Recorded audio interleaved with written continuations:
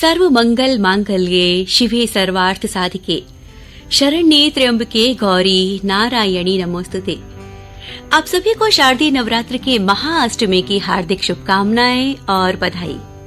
आज है 3 अक्टूबर सन 2022, दिन सोमवार। स्टूडियो की घड़ी में सुबह के 7:46 हुए हैं और आ गई हूँ मैं, यानी कि आपकी रेडियो दोस्त ललिता, आप सभी का पसंदीदा मॉर्निंग शो लेकर, जिसका नाम है गुड मॉर्निंग बनारस।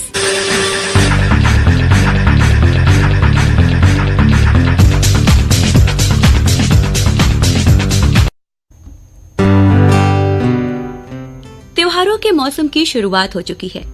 ट्यून किया है आपने आपकी वाणी आकाशवाणी और मैं हूं आपके साथ आपके रेडियो दोस्त ललिता। त्योहार में आज है शारदीय नवरात्र का महाअष्टमी का महत्वपूर्ण दिन। वैसे तो नवरात्र में 9 दिन व्रत रहने की परंपरा है, लेकिन जो लोग 9 दिन का व्रत नहीं रख पाते वो महाअष्टमी का व्रत जरूर रखते हैं। आपको बता दें कि महाअष्टमी के दिन हवन के बाद कन्या पूजन का विशेष महत्व होता है। ऐसी मान्यता है कि छोटी कन्याएं माँ का रूप होती हैं। माँ को भोग रूप में प्रिय हलवा, पूड़ी और चना प्रसाद स्वरूप कन्याओं को अर्पण करते हैं। अष्टमी के दिन माँ की 9 रूपों में एक महागौरी की पूजा होती है। ऐसा माना जाता है कि अखंड सौभाग्य के प्राप्ति के लिए सुहागिन स्त्रियां श्रृंगार में प्रिय सिंदूर और चूड़ी से देवी माँ का श्रृंगार करती हैं।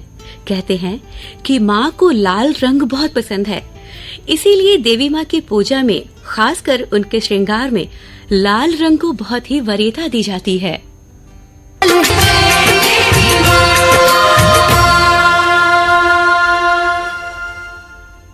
ट्यून किया है आपने आपकी वाणी आकाशवाणी और शो सुन रहे हैं आप गुड मॉर्निंग बनारस। मेरे यानी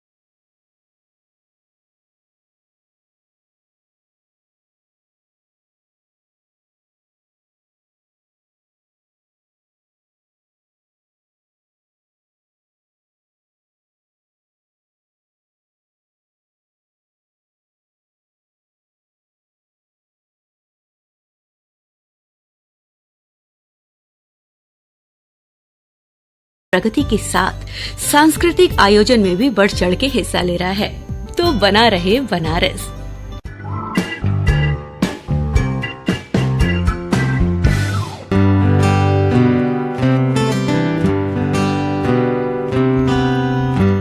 ट्यून किया है आपने आपकी वाणी आकाशवाणी और अब बातें हमारे शहर बनारस की।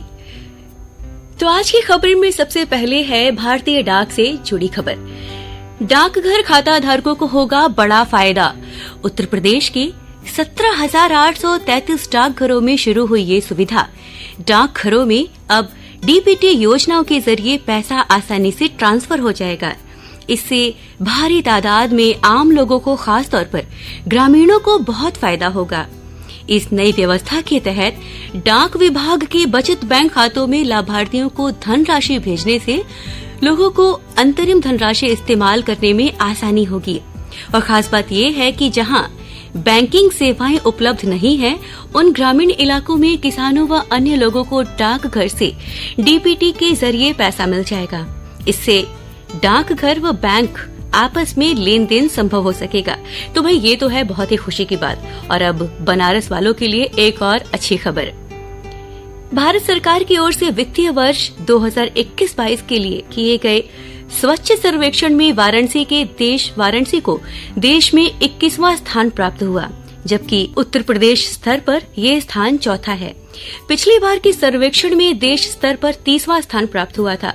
तो काशी वासियों, ऐसे ही स्वच्छता बनाए रखिए और बाबा विश्वनाथ का नाम बढ़ाए चलिए।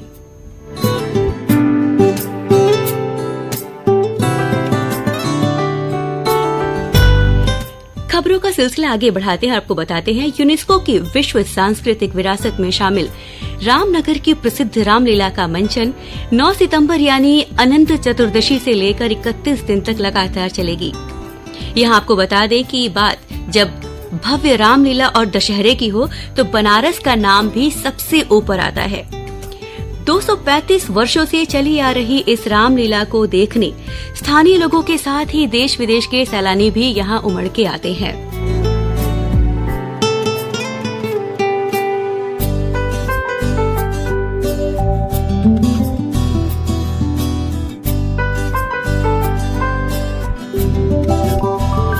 और जैसा कि दोस्तों मैंने आपको पहले ही कह दिया था कि शारदीय नवरात्र के साथ ही त्योहारों का मौसम शुरू हो जाता है।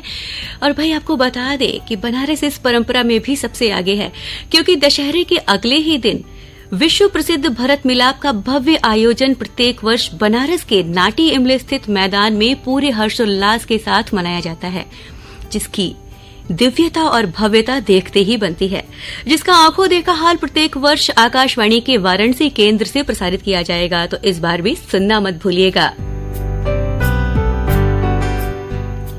और इसी कड़ी में एक और खबर आपको बताते हैं। भाई बनारस में तो इन दिनों बड़ी धूप है। बनारस की बाजार, गली मोहल्ले और कॉलोनियों में दुर्गा पूजा की धूम है। शहर में विभिन्न स्थानों पर भव्य, आकर्षक और मनमोहक पंडाल राह चलते नागरिकों का ध्यान बरबस खींच रहे हैं।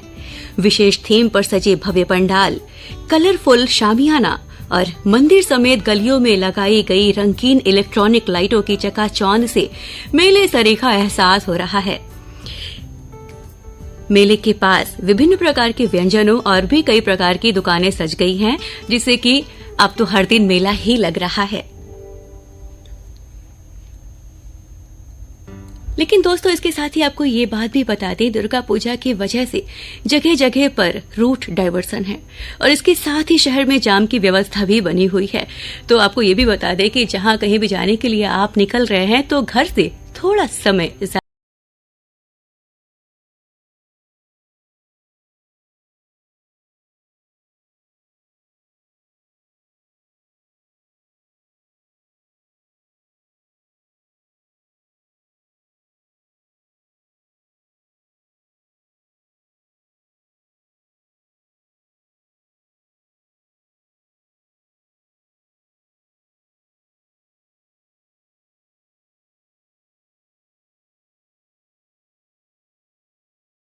दोस्तों देखते ही देखते प्रोग्राम में वक्त हो चला है मेरे जाने का।